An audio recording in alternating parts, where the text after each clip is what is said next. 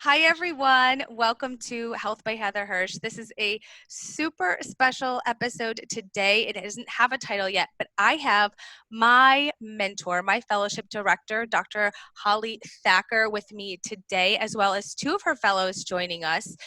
Dr. Holly Thacker is a professor of medicine at Cleveland Clinic, as well as dual professor of OBGYN and reproductive biology. She also has many other titles. She is the medical director for the Center for Specialized Women's Health, where I did my training. She is the fellowship director for the Specialized Women's Health Fellowship at Cleveland Clinic, and also serves as the executive director of Speaking of Women's Health, which is one of the top 10 blogs in 2018-19, and I don't know if they've even done it this year. So she has taught me everything that I know. And when I started my fellowship, I came in very interested in younger reproductive contraception and things like that. And I left very passionate about menopause and midlife. So I have her with me today and her two fellows, Dr. Tiffany Cochran and Dr. Tara Iyer. And we're going to have a really nice, candid conversation really about why, as a patient, you might be interested in looking for a doctor who has had a women's health fellowship, what the heck a women's health fellowship means, and what that means sort of in the future going forward. So with all of that aside, I'd really like to introduce Dr. Thacker.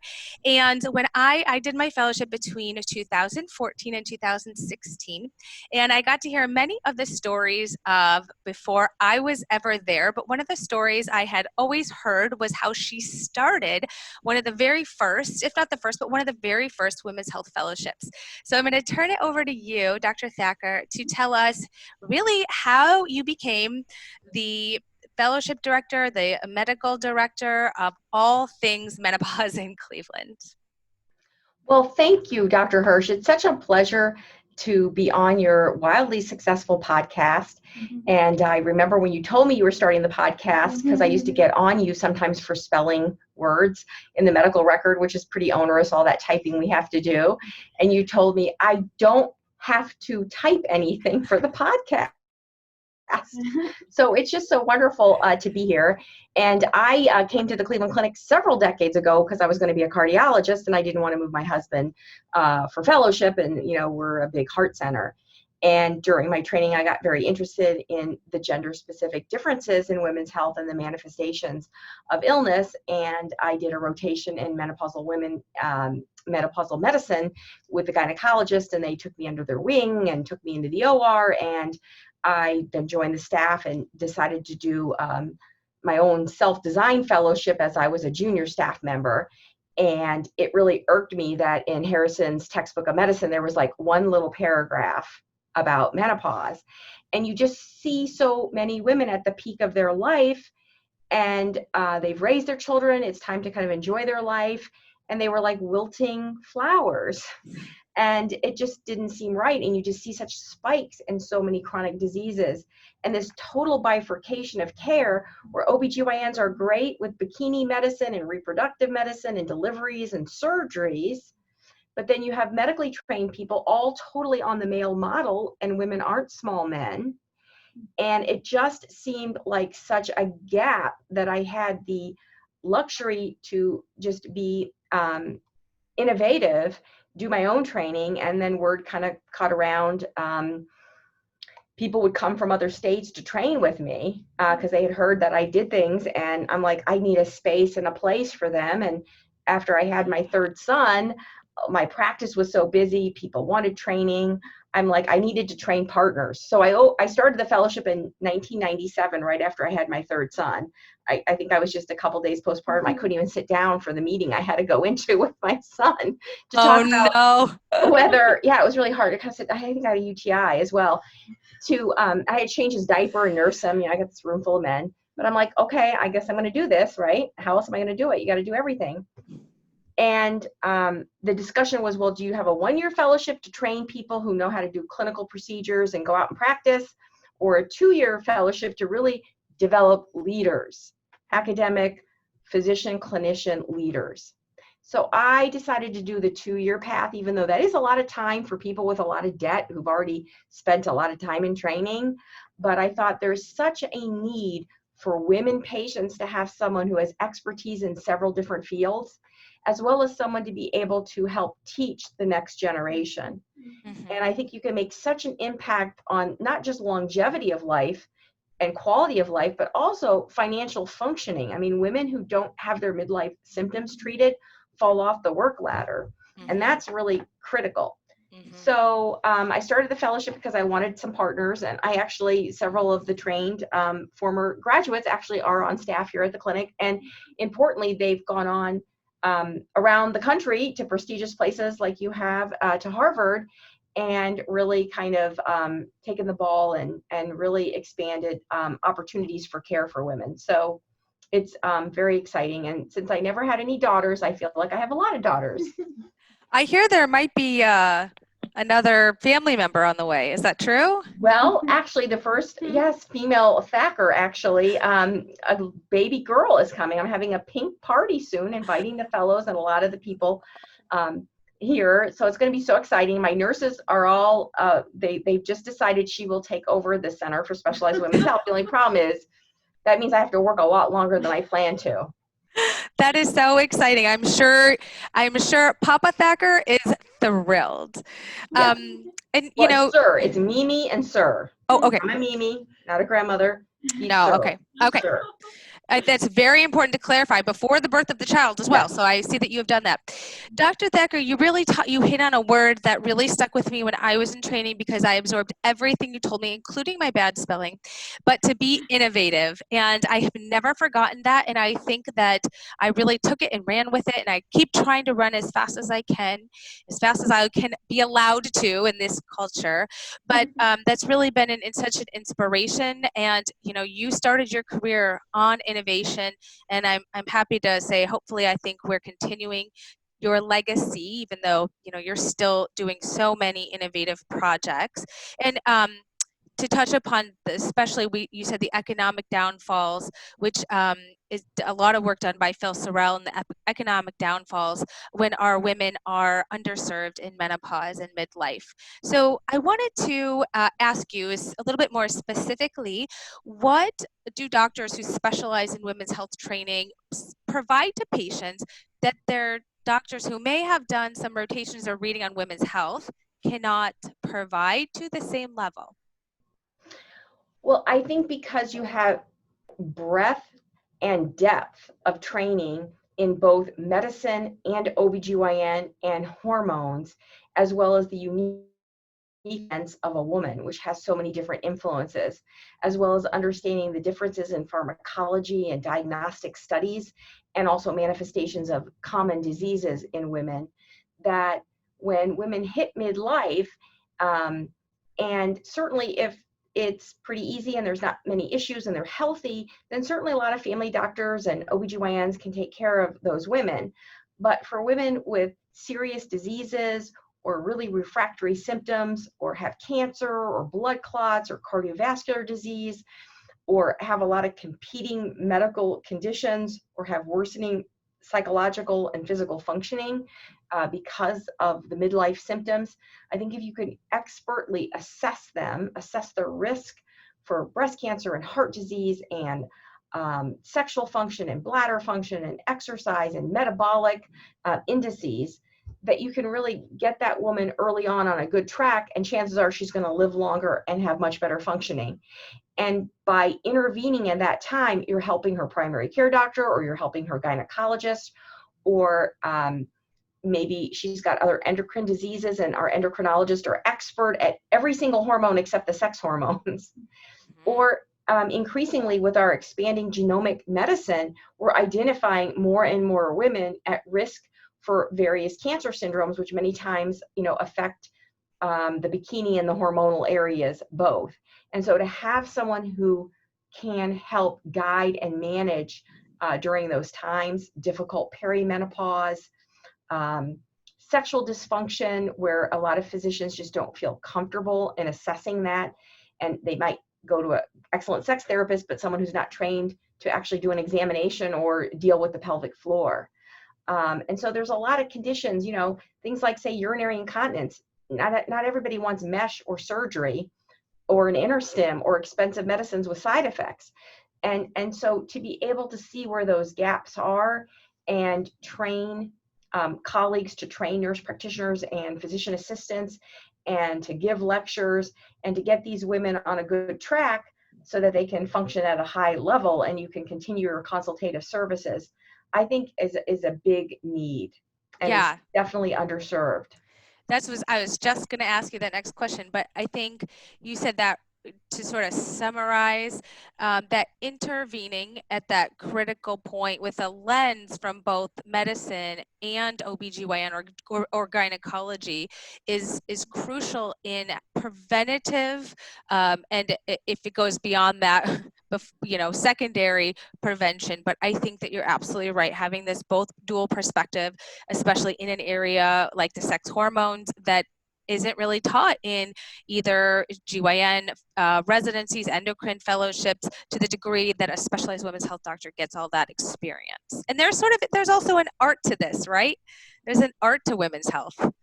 So I think having that experience in a training program and becoming a leader is really, really important. So what do you say to women who don't have a specialist, like a women's health specialist at a large academic setting in their area? What do you say to them, and what do we think is the answer? Well, that's one reason why I've really thrown myself into the nonprofit Speaking of Women's Health that has a digital platform, free information, free treatment guidebooks, free newsletters, recipes, breaking women's health news, because women tend to go online for health information. And now most people have access, to the internet. And I thought we've got to get this information out to women so that they can be empowered to ask the right questions, to know even what therapies are out there. So that's a big push. And a few years ago, I got into virtual medicine and telemedicine long before our COVID epidemic happened, because I would see women that had a lot of serious symptoms, get them all straightened out. They'd be on a great regimen, but then they'd move away, or they came from a far place to start with, or it's just not convenient to come down to a downtown academic center. And so I would transfer their care, of course, back to their primary physician. And then somehow they wouldn't get refills of medicines, or they wouldn't get the right interventions. And by the time they filtered back into my practice, they were worse off than the first time I saw them. So I'm like, okay, I have to have an easy way to be able to allow access. I need to train people. I need to do things digitally. I started shared visits where I would see, 10, 15 women at a time, which the epidemic has kind of put a kibosh on that. So I've really ramped up virtual care. And I've seen women from almost every state in the country, which is great, because then they don't have to travel, because most of what I do is intellectual. There's certainly a role for examination. You can see a great OBGYN and painful intercourse. It's just maybe assumed to be hormonal that's treated.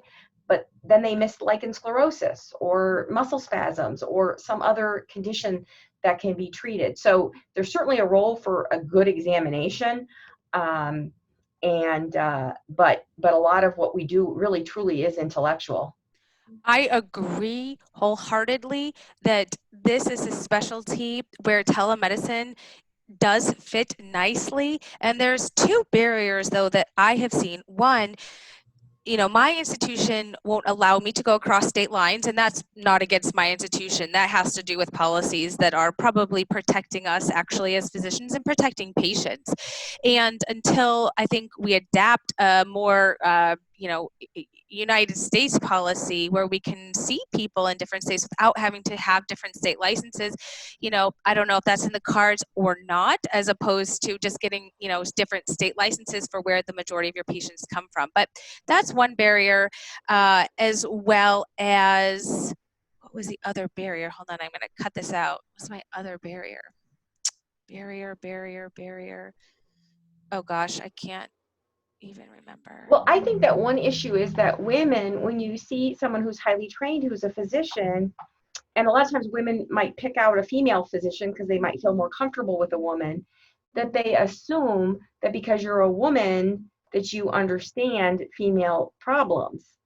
And so you may or may not have experienced it, just like every pregnancy can be different, deliveries, contraceptive choices, sexual functioning issues and desires and concerns. Like, people are unique and have various perspectives. So just because you're a female doctor does not mean you understand women's health. And so I think we do need to do a lot of education of women that it's really truly a subspecialty, and there is extra expertise, and not everyone certainly needs it, or they may only need it at certain points in their life, but many women do. And rather than just be told there's nothing that can be done for you, or just live with these symptoms, honey, or women have gone through menopause for millennia, it's normal or natural. Well, death is natural and childbirth is natural, but you might die in childbirth. Doesn't mean we don't help you. Hurricanes Exactly. and pandemics might be natural. It doesn't mean you want to experience them. Yeah. And as you were speaking, that reminded me of the second thing I was thinking about, is that if we as specialized physicians have barriers to doing telemedicine, we might get people who are differently trained, who maybe think they know what they're doing, adapting this in a commercial way and continuing to harm women. And that is my fear. Yes, no, I think that's a big concern. Some of the advertisements I've seen, women's health is not just a non-hormonal agent for hot flashes and a little extra, Latisse, to grow your eyelashes. I like long eyelashes just like anybody else. But that's kind of a little bit superficial. That being said, women do care about skin and hair. And as I was telling my new trainees, several years ago, I was kind of irritated when people would come and expect me to be an expert on hair, because as you can see, I'm not really a hair person. That's not kind of my thing. And I wondered, why are they coming to me about hair? But women, that's a symbol of femininity, is your hair. And certainly hormones can affect hair loss. And I thought, we really need more attention to this. And one of our recent graduates, who's now at Duke, worked on a great hair loss and hair thinning treatment guidebook for women, because women do want to know. You don't want to waste money on products or unproven things, or things that might be dangerous. And there are things medically, hormonally, cosmetically, et cetera, that can be done to improve someone's health and well-being. Yeah, I know. Weight, hair, those are always things that we hear. They sometimes say that, even say, I can deal with the hot flashes, but I can't deal with losing my hair or gaining all this weight. So I wanted to ask Dr. Tiffany Cochran, you did internal medicine residency, is that right? That is correct. Yep. And then your co-fellow, Dr. Tara Iyer, did family medicine residency. Is that correct? That's correct. Wonderful. I'm interested, and I think I might start with Dr. Cochran to ask, because being an internal medicine residency, which I also completed, in Dr. Thacker, what kind of experience did you get in women's health training during your residency? So my experience had to be kind of personal driven, because I guess my program is like any kind of traditional internal medicine program. Most of the experience is kind of shifted to the OBGYN department. So because of my program director knew my interests, she kind of supported me kind of finding my own way of how to get experience that's not already set up in my program. Because most of the women's health topics are kind of glossily covered just for board exam. So. Yep, hit the high notes, right? And that's how my training was. And I came from a wonderful institution down the street.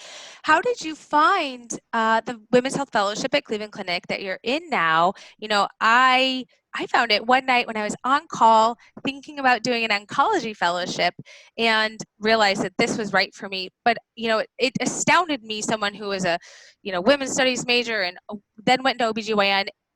I, in some ways, stumbled upon this fellowship, which has led me to this career. So how did you find the Women's Health Fellowship at Cleveland Clinic? So my program director, she received an email flyer from the program manager for this fellowship program. And Chad. Yeah.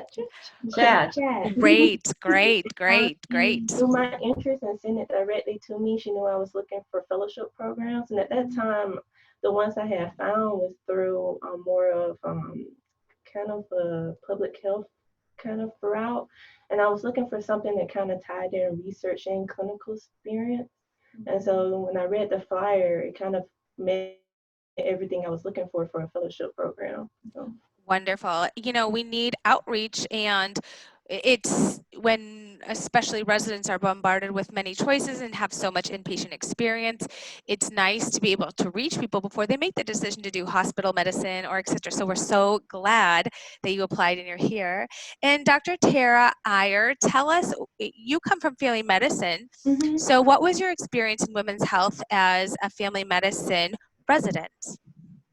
So in family medicine, you definitely get a little more experience than internal medicine. So I had a specific gynecologic rotation, and then with my elective time, because I was so interested in that, that's what I chose to pursue. And since we do obstetrics care, you have a really close tie with the OBGYN department. And so it's a little bit easier to facilitate getting some of that training. But even despite that, you may think at the end, well, I'd feel comfortable taking care of everything in terms of women's health, including menopause, osteoporosis, because that's right in our wheelhouse. But that's just not the case or the reality.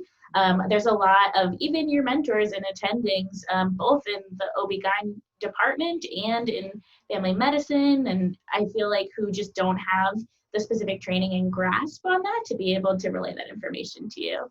Right, exactly. You kind of need the mentors in your academic institutions, and there's only so few of us. There's only so many places that we can be. So what do you think, and this is a question for anyone, if Dr. Thacker, you want to start, but what do you think are the biggest barriers to getting more trainees into specialized women's health fellowships? Well, I just think in general, getting a medical education is so prohibitively expensive that so many people incur so much debt through college and then graduate school. And then you're delaying a lot of loan payment during residencies, which increasingly are getting longer.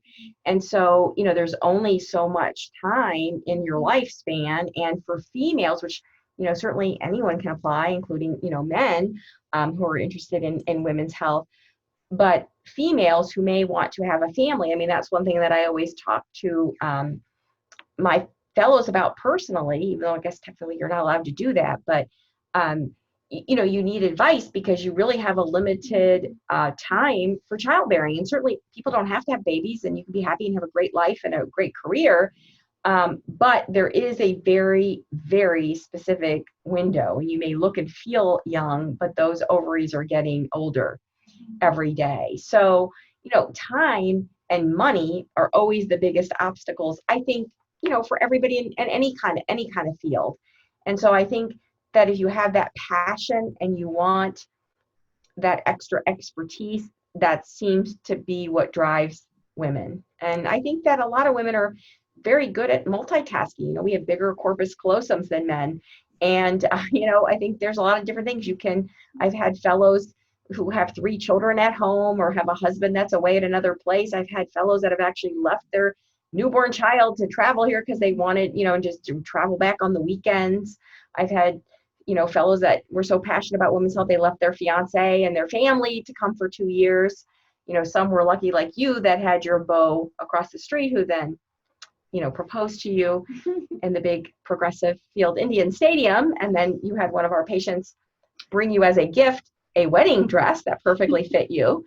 So, I think that it's a certain privilege that we have as women. We have a lot of special cycles in our lifespan. It's not as just you're once a child and then you're a man for a long, long time before you're an older man who's retired. I mean, women have definite stages in their life.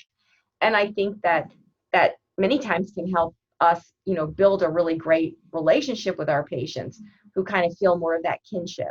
Wonderful. So I think what you're saying is that the women's health fellows, out of all the fellows, are extremely motivated and smart physicians. Exactly. And they really want to get the most, I think, out of their careers and out of their life. And, it's been amazing to see people study for boards and plan weddings and take care of older family members and, just manage and juggle all of that. Yeah. So, Dr. Iyer, what are you hoping, even though I know that you're probably fresh into fellowship because I think it's July 15th, what are you hoping to learn about or really, what are you hoping to learn about in fellowship? What are your research goals? And by no means should you stick to these. I know I'm putting you on the spot in front of your fellowship director, but what are you hoping to learn, really broadly? Yeah. So, I mean, I think, being more comfortable with kind of the breadth of women's health issues, especially as we get to midlife, and feeling really comfortable doing outpatient procedures is the main reason that I wanted to do the fellowship, as well as being on the forefront of research. Obviously, at Cleveland Clinic, we have all of the resources basically in the world to really if we really wanted to dedicate some time into doing some practice changing research, we could really do that, or things, develop tools that may be able to help our patients or our colleagues for that matter. So for all of those reasons was why I wanted to come here and what I hope to get out of it.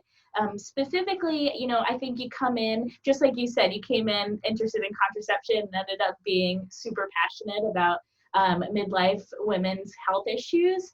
I definitely came in more interested in contraception and sexual dysfunction, and we'll see what I come out really interested in. Wonderful. There's no right or wrong answer, but I know your eyes will be opened to all of the disservice that happens to women in midlife. And Dr. Cochran, there's so many leadership opportunities during fellowship that I got to be a part of, and simply just learning from Dr. Thacker is one of them. But you're really training to And be I learned a lot from you. Your Oh. presentation on human trafficking yes. just opened my eyes, and it's like, oh my goodness. And there's so many different things that things can touch on, not just things that seem to be classically medical. Right, exactly. And you know what? That's thank you. And you're absolutely right. I learned so much when I precept my students. They're always teaching me things. And so it's such a fun, it's just you're always learning. But yes, I should do a whole podcast on human trafficking. So I'll throw that out there to my audience. So Dr. Cochran, what kind of things are you hoping to learn? And, how do you see leadership in women's health being a part of your future? So for me, my interest is in rural medicine. I've always been. And so what I'm planning to learn to take from this, because this is an academic center, of how I can translate that into my care for women who are in the more distant areas, and how I can still be connected to the academic medicine center. So that, of course, take a lot of leadership skills as far as learning how to make that happen, policies, money, because of course that's the biggest barrier in rural medicine. So that's all of the things I hope that I can take away and be innovative with myself. I'm so excited to hear that. Dr. Thacker would know better, but I don't think there's been a recent fellow that translated this to rural medicine, and I could really see you, educating others, and so that's really cool to hear. I love the diversity of what women's health field is, and this leads me perfectly into my last question for Dr. Thacker.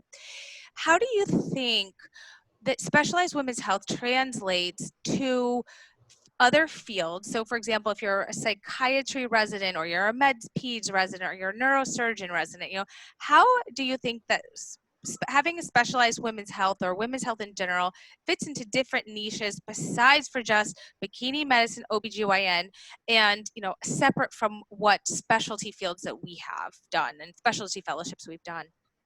Well, I think that gender-specific medicine can really be applied to any area at all. So, for instance, in neurology, we know that pain and perception of pain and treatment of pain is very different in women.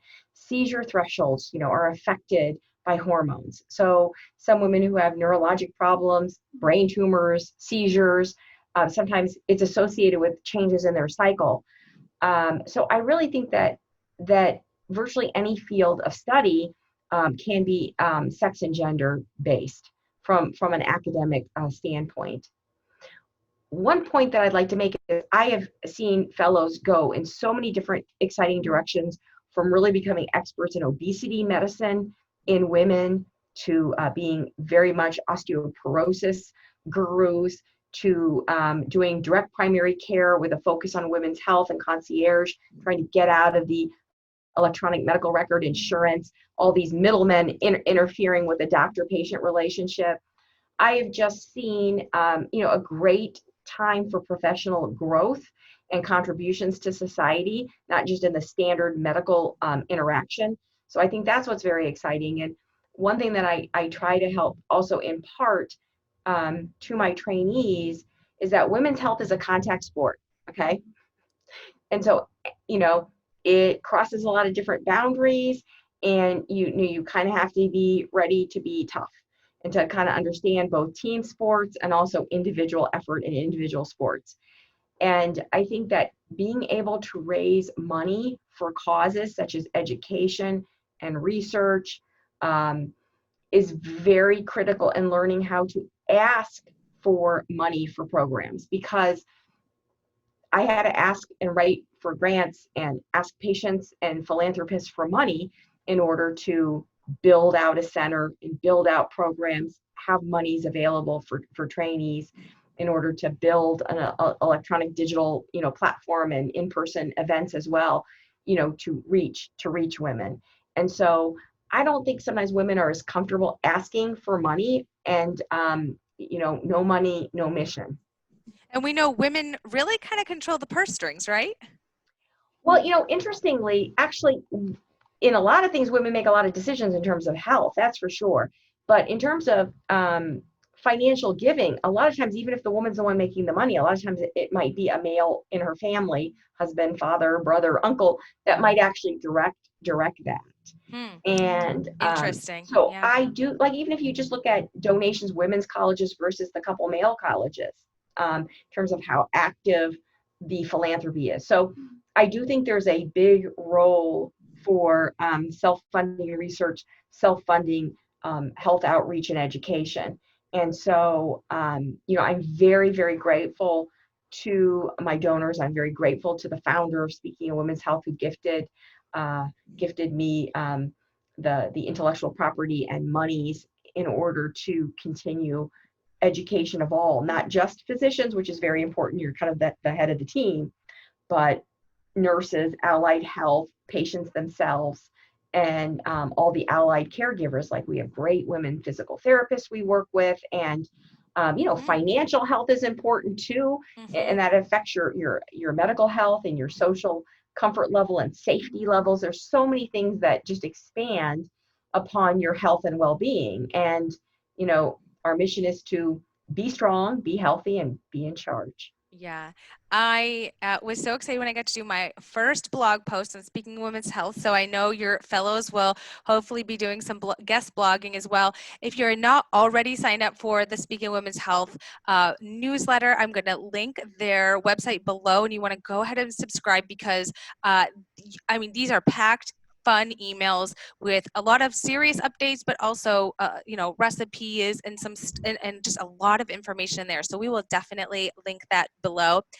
And I know your column on wedding IQ is so great. And my daughter-in-law, who's expecting the first baby, before they got, when she got engaged, that was the first thing I sent her. It's so great. Thank you. That was probably like the tipping point for me. I was like, I love the internet. So thank you, because these opportunities that I was afforded by you during my fellowship have just paved the way. And I could not be more grateful for the education and the experience that I had. So I know I said last question was the last question, but since I have my mentor and my fellowship director, I want to ask you, what's new in women's health for 2020 or 2021, maybe, considering the whole slowdown? Well, there's just a lot of exciting things. We have new contraceptive agents that we can use for perimenopause, and you really spent a lot of time during your fellowship on perimenopause and the treatment guidebook, and that's become such an increasing important area. I think we're being more aggressive with cancer screenings. We have more and more cancer survivors. A lot of genetic advances that really help empower people with information.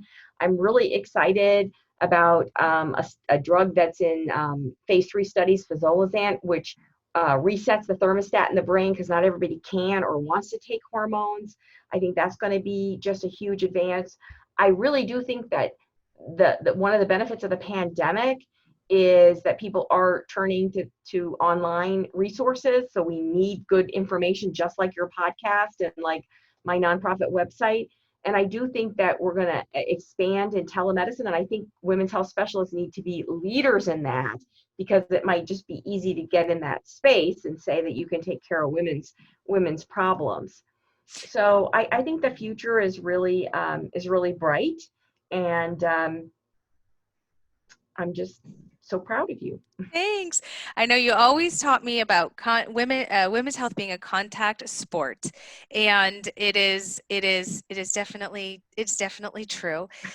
Well, thank you guys so much. Good luck to you two wonderful, bright fellows. I know you're going to expand the repertoire of women's health things that we can offer, and I'm so interested to see what you pick and choose as your sub niche. And I really just want to sing the praises of Dr. Thacker. Thank you for taking the time out of your busy schedule. I know how you're running from one thing to the other and you got your phone always on you. So I appreciate you being here with us. It's so, I'm sure my listeners will love to know where I got all of my medical education. So thank you so much. Any final words before we jump off for today? Well, I think you should start working on baby number 3, because your first 2 babies are so cute. And I just remember little Millie when I went to OSU. Oh, I had so much fun. My husband and I, we couldn't get enough of her. Oh my goodness. You guys, if you're still listening to the show, she must have been 6 or 9 months to Dr. Thacker's presentation.